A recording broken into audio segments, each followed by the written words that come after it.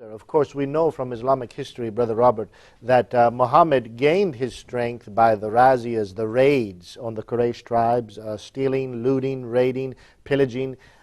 Certainly, my history hasn't informed me of a similar way of George Washington calling up the Continental Army, but we find that Muhammad, of course, how in fact did he gain power? Was it through a declaration of independence from the Quraysh? Was it through legislative action, perhaps? Was it through many entreaties to the Quraysh tribal leaders? Certainly not. This, of course, is analogous to what George Washington and the American revolutionaries did, but it's a completely different, diametrically opposed way of gaining power. Yes. Obviously, they both did fight wars.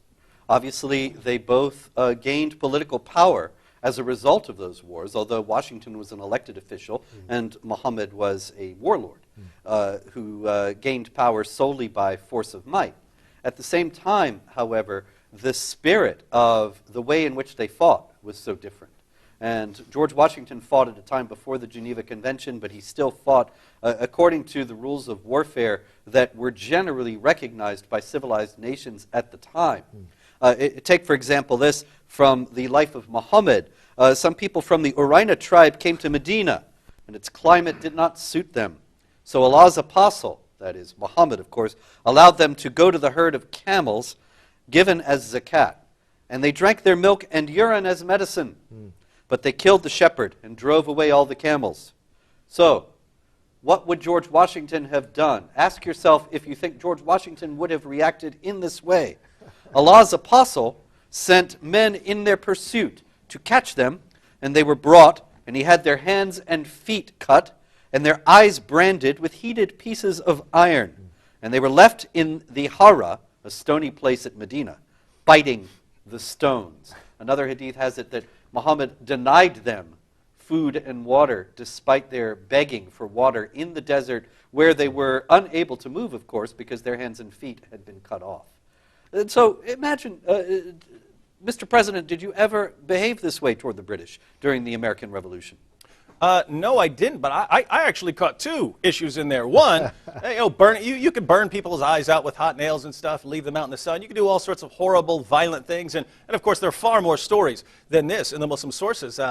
Torturing Kanana for money. He knew where some money was hidden. We're going to hold him down. We're going to light a fire on his chest until he tells us all kinds of that. But the drinking of camel urine.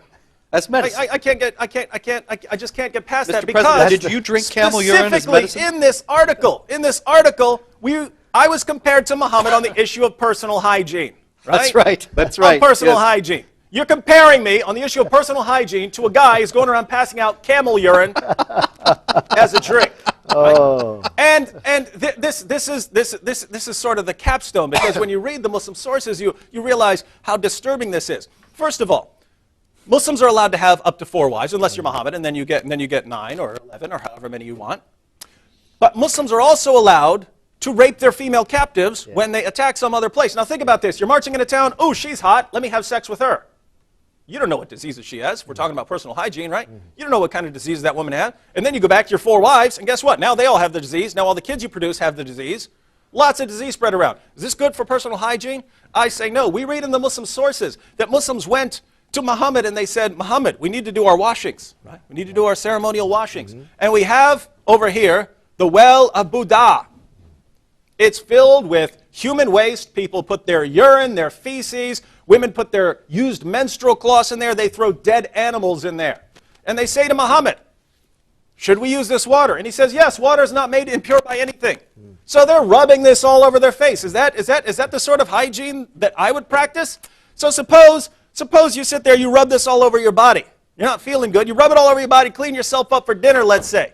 Then a fly falls into your meal. What are you going to do? According to Muhammad, you have to dunk the fly in there because even though one of its wings may have a disease like typhoid or something, the other wing has the cure for the disease. So a fly's over there crawling around on a pile of dog dew and then lands in your food, and you're sitting there following Muhammad's advice, dunking it in your food. Well, then you get a stomach ache. You want to drink water. Muslims one day found a dead animal floating in water. They said, Muhammad, should we drink this? They said, yeah, water's not made impure by anything. Again, so now they're drinking this water. Muhammad, we know, according to Musnad Ahmad, used to suck on the tongues of other men. Used to suck on their tongues and their lips. Now think about this. You wash up with human feces and urine, right? Then you eat your meal. You're dipping the fly in there with typhoid on it, right? Then you're not feeling good. You get a stomach ache. Let me drink some water. Now you drink some water with a dead animal floating in it. Then you're sucking on the tongue of your buddy here. You're both sick now. And what's the cure when you feel really, really bad? Camel urine. Camel urine, ladies and gentlemen. This is the guy that the Huffington Post compares me to. Mr. President, with all due respect, I must say I've enjoyed the last few minutes of that explanation. But you know, once again, trying to be fair, aren't these really peripheral issues? I mean, after all... Peripheral? They're comparing me to Muhammad on hygiene, saying you should follow, and the article concludes by saying you should follow these practices. You should follow the example set by Muhammad. If you follow the example of Muhammad, you will die. You will die. You will literally get sick and die. The only reason Muslims are still with us is that they were smart enough not to keep washing themselves up with feces, not to keep drinking water from a pool with a dead animal floating in it. They were smarter than their prophet was, and that's why they're alive. So don't say I'm exaggerating here.